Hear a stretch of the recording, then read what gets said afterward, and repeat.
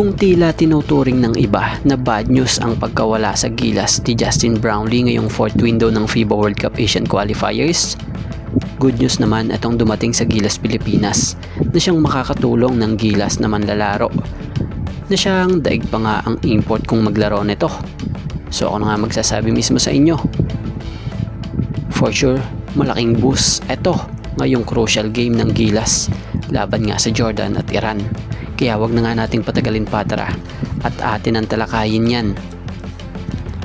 So nito lamang ay lumabas na nga ang balitang Justin Brownlee sa Gilas Pilipinas ngayong fourth window ng FIBA World Cup Asian Qualifiers. Kaya naman ang daming mga fans na halo-halo ang reaksyon at nararamdaman. Yung iba naiinis dahil wala umano raw plan B pagdating sa naturalized na gagamitin.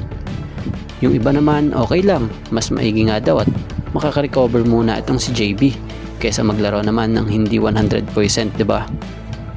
At yung iba nga daw okay pa din, at least makikita raw kung nasa ang level na ang estado ng laruan ng mga Pinoy ngayong all-Filipino lineup. Pero kung tutuusin na sa opinion natin dito sa lineup ng Gilas Pilipinas oo, malaking kawalan ng isang Justin Brownlee. Pero bilang Pinoy at kalahi, magtiwala tayo sa kakayahan ng mga locals natin.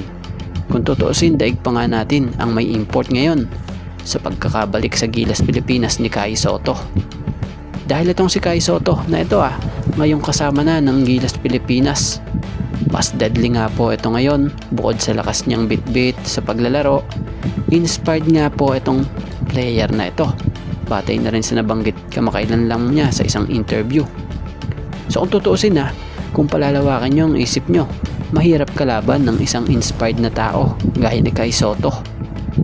At saka kung tutuusin, kaya niya nga po makipagsabayan sa Jordan at Iran para nga matulungan ng Gilas Pilipinas. Lalo't kita naman natin na kinaya niya nga makipagsabayan sa mga international import sa Japan B-League So yung iba pa nga, kung tutuusin, mas malakas pa nga siya sa ibang import doon na yung iba mga former NBA player pa. So dito pa kaya, 'di ba? So sa Gilas, umaasa tayong madadala rin niya ang pagiging dominante niya. Kung sa bilig nga, kadalasan double-double siya. Laban nga sa mga koponang may mabibigat at matatangkad ding import. Si Kai Sotto kasi, yung tipong hindi lang siya basta-basta umaasa sa tangkad na 7 foot 3 inches niya. Nagpapakita rin siya ng kakayahan sa pagpasa, pagdepensa sa rim at pagtakbo sa mabilis na transition. Kaya naman, kung kagaya ko kayo na may tiwala din sa Gilas kahit pa all Filipino, yan talaga sa tingin ko, kakayanin nila.